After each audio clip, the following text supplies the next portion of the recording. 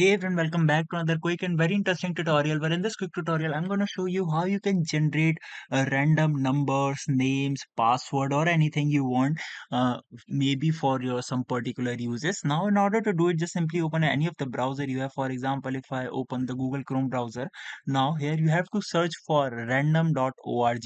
You can see this right spelling.